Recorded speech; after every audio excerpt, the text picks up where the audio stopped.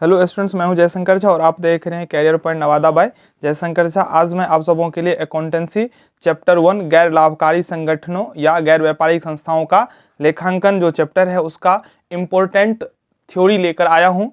जितने भी थ्योरी आप लोगों के एग्जाम में पूछा जा सकता है सभी थ्योरी का डिस्कशन इस चैप्टर का मैं करने वाला हूं। इस वीडियो के बाद इस चैप्टर से आपको एग्जाम में कोई भी ऐसा क्वेश्चन नहीं होगा इस चैप्टर से जो आपसे नहीं बन पाएगा। मैं बहुत ही कम समय में और बहुत ही बेहतरीन तरीकों से आप लोगों को यह चैप्टर पढ़ाने वाला हूं। इस वीडियो के अंत तक देखने के बाद आपको NPO यानी कि नॉट फॉर प्रॉफिट ऑर्गेनाइजेशन से कोई भी प्रॉब्लम नहीं होगा, ऐसा मैं दावे के साथ कर सकता हूं। और आप लोगों का एग्जाम में अब बहुत ज़्यादा दिन रह नहीं गया, इसलिए मैं आप लोगों के लिए कम समय में बेहतरीन प्रिपरेशन करवाने का लक्ष्य लेकर आज से वीडियो अपलोड करना प्रारंभ कर दिया हूं। वैसे हिंदी का और बिजनेस स्टडीज़ का इंपॉर्टेंट ऑब्जेक्टिव तो कुछ चैप्टरों का हो गया है। अगर आपने अभी तक नहीं देखा है तो उसका प्लेलिस्ट बना हुआ है, आप वहां से देख सकते हैं। आज से मैं अकाउंटेंसी का स्टार्ट किया हूं, EPS का भी होगा, इकोनॉमिक्स का भी होगा। तो कंटिन्यू मैं आप लोगों के लिए इंपॉर्टेंट क्वेश्चन अपलोड करता रहूँगा। और आप लोग देखिए, कोई भी स्टूडेंट्स जो फर्स्ट टाइम मेरे चैनल पर आए हैं तो चैनल को जरूर सब्सक्राइब करके बेल आइकन को प्रेस कर लें और अपने फ्रेंड्स के साथ भी इस वीडियो को शेयर कर दें। तो देख रहे हैं आप लोग, जो आप लोगों का जो चैप्टर है पहला, गैर लाभकारी संगठनों या गैर व्यापारिक संस्थाओं लेखांकन, accounting for not for profit organisation, इसका इंपॉर्टेंट थ्योरी मैं डिस्कस करने वाला हूँ। थ्योरी का महत्व इस बुक के लिए बहुत ही महत्वपूर्ण है, क्योंकि आप सभी लोग जानते हैं जो आप लोगों के लिए 50 ऑब्जेक्टिव होगा, जिसके लिए आपको 100 क्वेश्चन रहेगा, जिसमें से कोई 50 को आपको उत्तर देना होगा। उसके बाद आता है 2 नंबर का प्रश्न, जो कि 15 आप लोगों को बनाना है। कितने में से?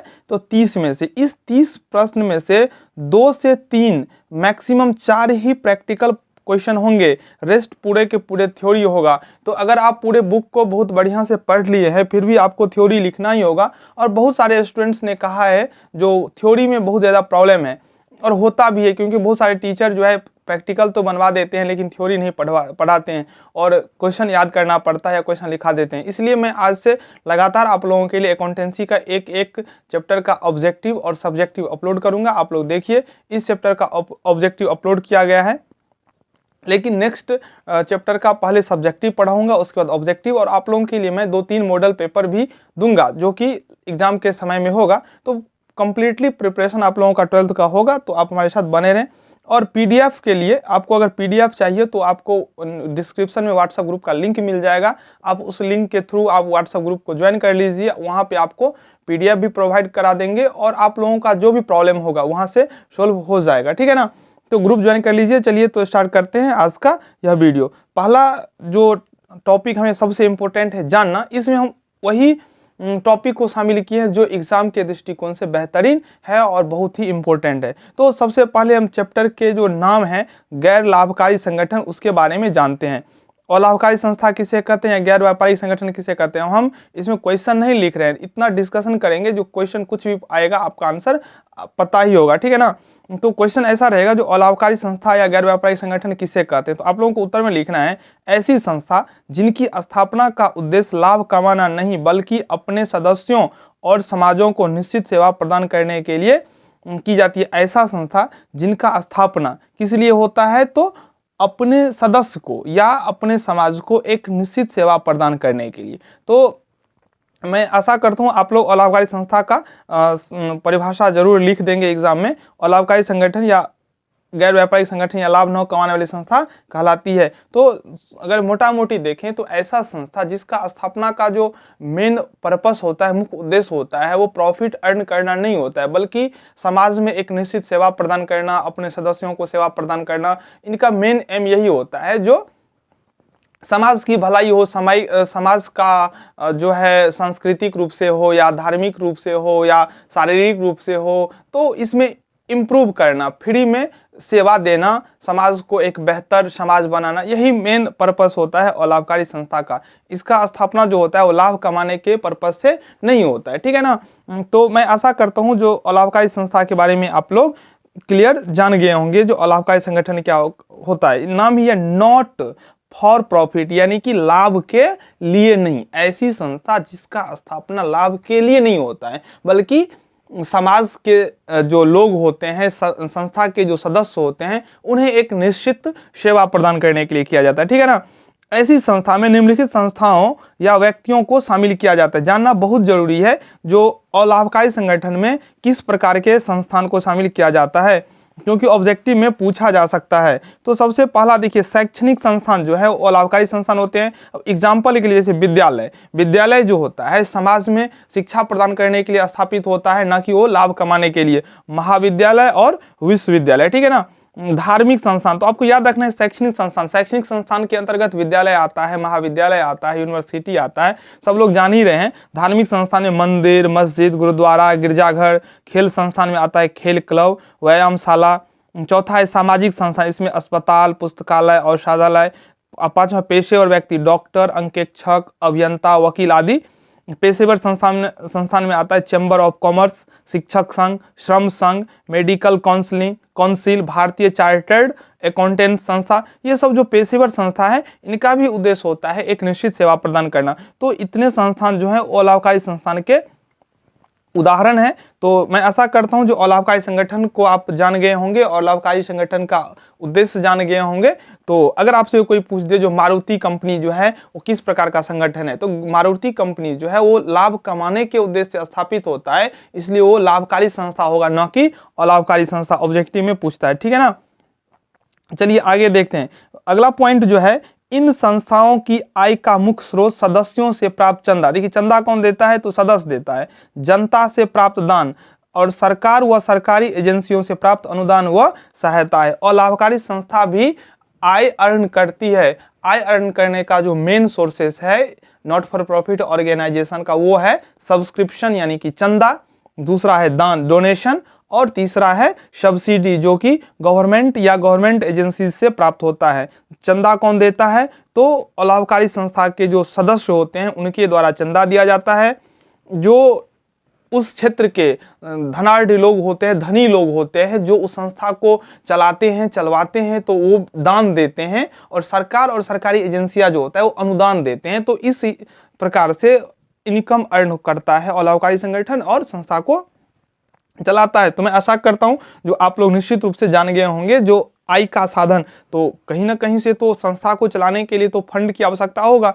जब संस्था कुछ पैसा अर्न नहीं करेगी तो संस्था चलेगा नहीं। तो संस्था को सही से चलाने के लिए तो स्रोत की आवश्यकता होता है, लेकिन वह स्रोत क्या करता है, तो एक फिक्स इनकम नहीं लेता है। तुमको 5,000 का माह देना है, ये करना है। उन्हें सरकार से मिलता है या उस एरिया के जो धनी लोग होते हैं वो देते हैं, धनाढ़ लोग देते हैं। फिर सदस्य से एक न्यूनतम चार्जेस लिया जाता है, सदस्यता शुल्क। तो इस प्रकार से वो इनकम प्राप्त करता है और एक निश्चित सेवा अपने क्षेत्र में प्रदान करता है। अगला जो पॉइंट है जो आप सबसे पूछा जा सकता है, लाभ न कमाने वाली संस्थाओं के उद्देश्य, objectives of not for profit organisation. लाभ न कमाने वाली संस्था का उद्देश्य क्या है, तो क्लियरली जान रहे हैं हम लोग जो उद्देश्य क्या है, तो लाभ न कमाना ये उद्देश्य है। और तो उद्देश्य क्या है दूसरा, अगर ठीक इसके अपोजिट सोचे तो एक निश्चित सेवा अपने समाज में अपने सदस्य को देना। तो आप उद्देश्य अपने मन से भी लिख सकते हैं, जरूरी नहीं है जो मैं बता रहा हूँ वही फोटो कॉपी करके एग्जाम में लिखना है। बस आपको कंसेप्ट में समझा रहा हूँ, कंसेप्ट समझिए और एग्जाम में क्वेश्चन जिस प्रकार से पूछे उस प्रकार से आप आंसर दीजिए। तो पहला जो है वो है अलाभकारी संस्थाओं का मुख्य उद्देश्य अपने सदस्यों, किसी विशिष्ट समूह अथवा समाज को सेवा प्रदान करना है। क्लियरली आप लोग जान गए होंगे जो अलाभकारी संस्था का जो स्थापना होता है वो एक निश्चित सेवा प्रदान करने होता है। तो इसका मेन उद्देश्य में क्या होगा, किसी विशिष्ट समूह अथवा समाज को सेवा प्रदान करना। दूसरा में है ऐसी संस्था का उद्देश्य लोक कल्याण में वृद्धि। लोक कल्याण में वृद्धि, धर्म, शिक्षा, स्वास्थ्य, कला एवं संस्कृति, साहित्य में वृद्धि करना, यानी कि शिक्षा का प्रचार करना, धर्म का प्रचार करना,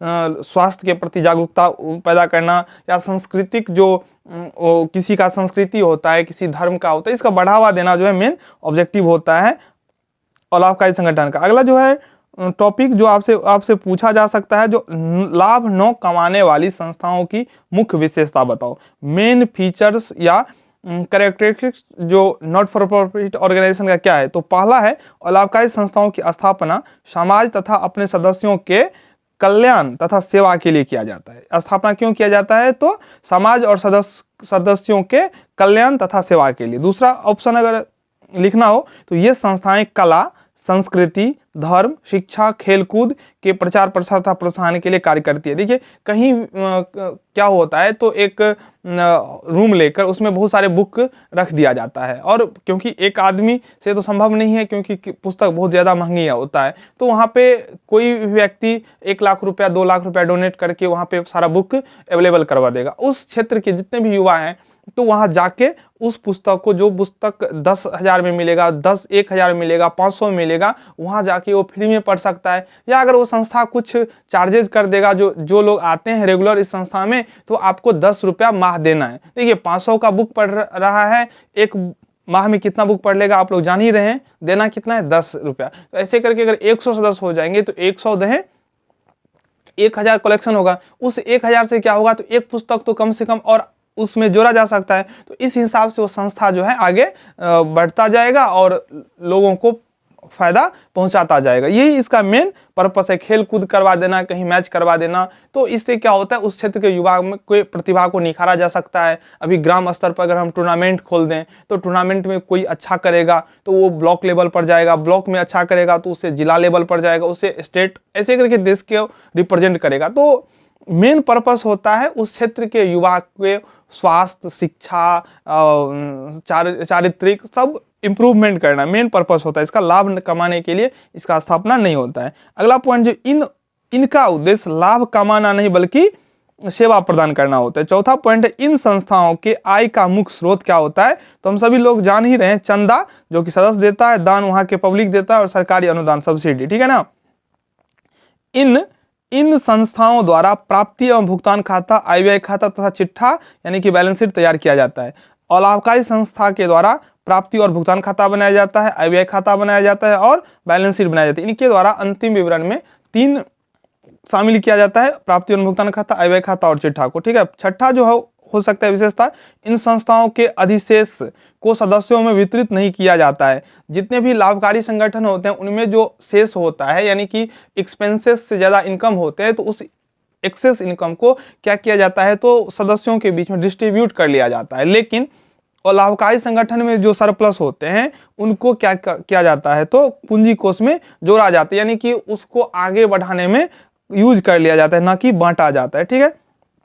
यहाँ तक आशा कर रहे हैं जो क्लियर हो गया होगा। अब एक डिफरेंस देख लेते हैं किसमें, लाभकारी और अलाभकारी संस्था में। मैं आशा करता हूँ जो आप लोग समझ गए होंगे डिफरेंस। बस डिफरेंस में रटना नहीं, आप एक बात ध्यान रख लीजिए, पढ़ाई से रटंत को साइड कर दीजिए, कंसेप्ट को समझिए। लाभकारी संस्था जो है उसका मेन पर्पस ही होता है लाभ कमाना, इसका मेन पर्पस क्या होता है लाभ न कमाना। तो एक अंतर यही हो गया।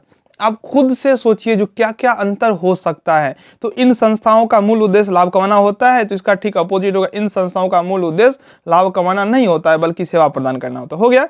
दूसरा है, इसमें मालिक का हित स्वामित्व कोष के रूप में जाना जाता है। लाभकारी संस्था में जो हित होता है वो किसके रूप में जाना जाता है, स्वामित्व कोष के रूप में।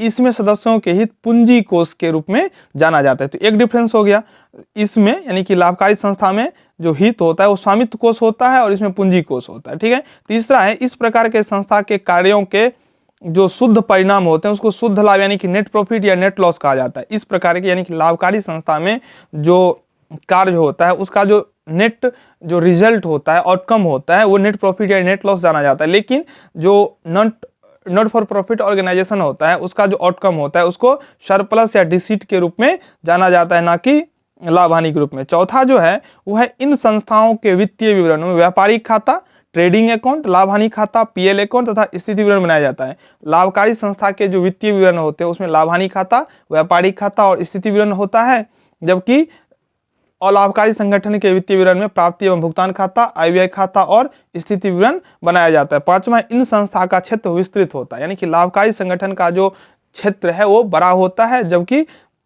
लाभकारी संगठन का जो क्षेत्र होता है वो सीमित होता है, ठीक है। तो अंतर आप लोगों से अगर एग्जाम में पूछा जाएगा तो आप लोग बता सकते हैं। बहुत ही इंपॉर्टेंट यह क्वेश्चन है, ध्यान रखिएगा, लाभकारी तथा अलाभकारी संस्था में अंतर, ठीक है। 1 से 2 लेक्चर होगा, बहुत बड़ा मैं वीडियो बनाऊंगा नहीं, ताकि आप लोगों को परेशानी ना हो, लेकिन एक दो वीडियो में मैं क्लियर कर दूंगा एक एक चैप्टर को, आप लोगों को जितना भी इंपॉर्टेंट चैप्टर है या सभी चैप्टरों को, उसमें जो इंपॉर्टेंट क्वेश्चन होगा जो एग्जाम में, मैं वादा करता हूं, मैं गारंटी लेता हूं, जो मैं आप लोगों को थ्योरी बता रहा हूं उससे बाहर एग्जाम में कोई क्वेश्चन नहीं आएगा। मैं आप लोगों के लिए आंसर की लेकर आऊंगा एग्जाम के बाद, आप वहां बता दीजिएगा जो सर आपने जो कहा उससे बाहर क्वेश्चन आ गया, हो ही नहीं सकता है, उससे बाहर क्वेश्चन कुछ आ ही नहीं सकता है, ठीक है ना। चलिए अगला जो टॉपिक है वो क्या है, अलाभकारी संस्था अपना हिसाब किताब किस प्रकार से रखती है। तो अलाभकारी संस्था भी अपना हिसाब किताब जो है वो द्विप्रविष्टि प्रणाली यानी कि डबल एंट्री सिस्टम के आधार पर ही रखती है।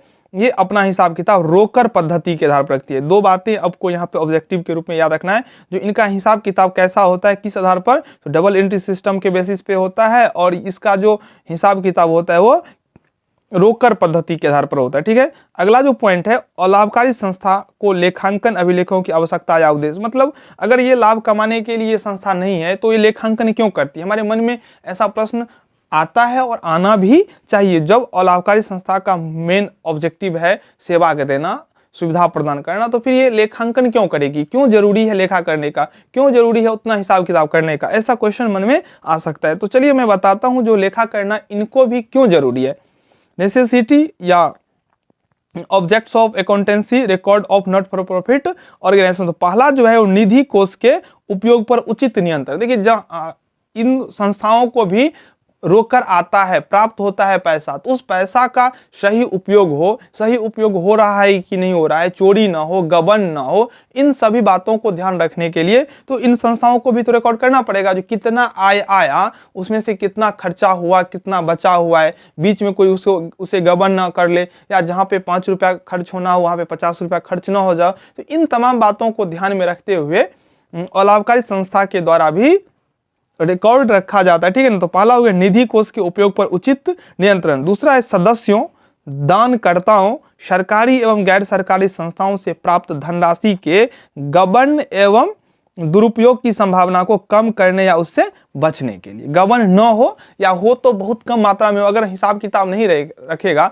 तो जो उसका रिस्पॉन्सिबिलिटी लेगा हो सकता है वही पूरा पैसा खा जाए। अगर हिसाब किताब होगा तो उन्हें भी डर होगा, जो जब हिसाब किताब होगा तब फिर हम क्या बताएंगे, इसलिए वो गबन नहीं करेगा, अगर करेगा भी तो बहुत लिटिल अमाउंट में, तो इसलिए इनका भी लेखांकन होता है। तीसरा, वर्ष के अंत में वित्तीय विवरण तैयार करने में सहायता प्रदान करना। अगर रिकॉर्ड नहीं रखेगा तो लास्ट में वित्तीय विवरण कैसे प्रिपेयर्ड होगा। तो इन सब बातों को ध्यान रखते हुए अलाभकारी संगठन के द्वारा भी लेखांकन का कार्य किया जाता है। अगला है चौथा पॉइंट, यह प्रदर्शित करना कि संस्था के उद्देश्यों के अनुरूप व्यय हो रहे हैं या नहीं। संस्था का जो लक्ष्य है, जो मुझे इतना आय हो सकता है, तो उसके अकॉर्डिंग जो व्यय है वो सब कुछ प्लानिंग के हिसाब से हो रहा है कि नहीं। चलिए पांचवा पॉइंट जो है, लेखांकन वर्ष के अंत में अधिशेष या अधिक, जिसको सरप्लस बोला जाता है, या कभी डिसिट कमी भी हो जाता है, कि इसकी जानकारी प्राप्त करने के लिए रिकॉर्ड रखा जाता है। चलिए देखते हैं अगला जो पॉइंट है, अलाभकारी संस्थाओं का वित्तीय विवरण या अंतिम खाता, फाइनेंशियल स्टेटमेंट्स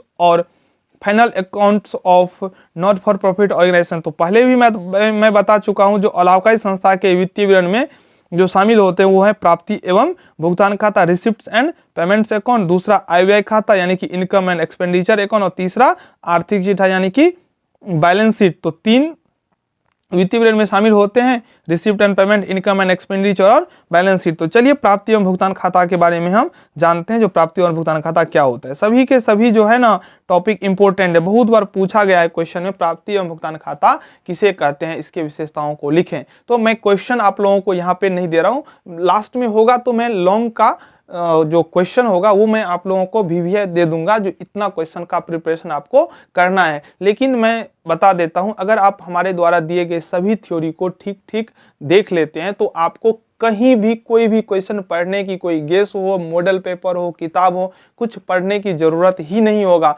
क्योंकि उसमें मैं एक एक क्वेश्चन का डिस्कस कर लेंगे जो आपके एग्जाम के दृष्टिकोण से बेहतर होगा, ठीक है ना। तो सबसे पहले अब हम जानते हैं प्राप्ति एवं भुगतान खाता किसे कहते हैं, यानी कि रिसिप्ट एंड पेमेंट्स अकाउंट किसे कहते हैं, ठीक है। तो प्राप्ति एवं भुगतान खाता जो है एक संपत्ति खाता यानी कि रियल अकाउंट है, एसेस्ट अकाउंट या रियल अकाउंट यानी कि वास्तविक खाता। प्राप्ति एवं भुगतान खाता एक संपत्ति खाता है।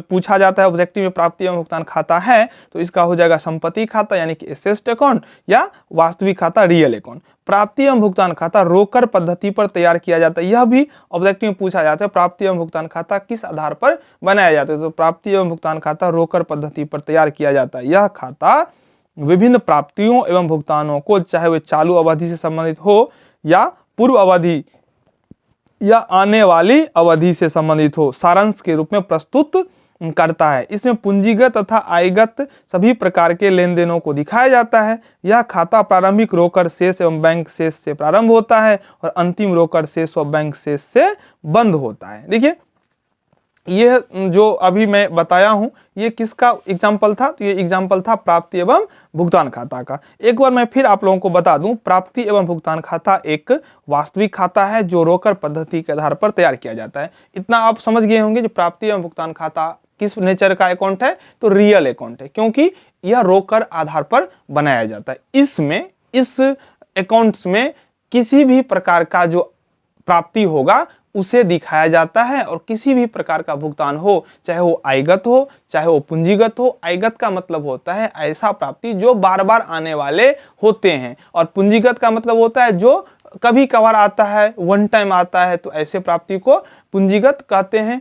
और आयगत होता है, फिर ठीक इसके जैसे आय के बारे में बताऊं, ठीक इसके अपोजिट व्यय होता है, जो बार बार होने वाले व्यय होते हैं उन्हें आयगत व्यय, और जो वन टाइम होने वाले व्यय होते हैं उन्हें पूंजीगत व्यय कहा जाता है।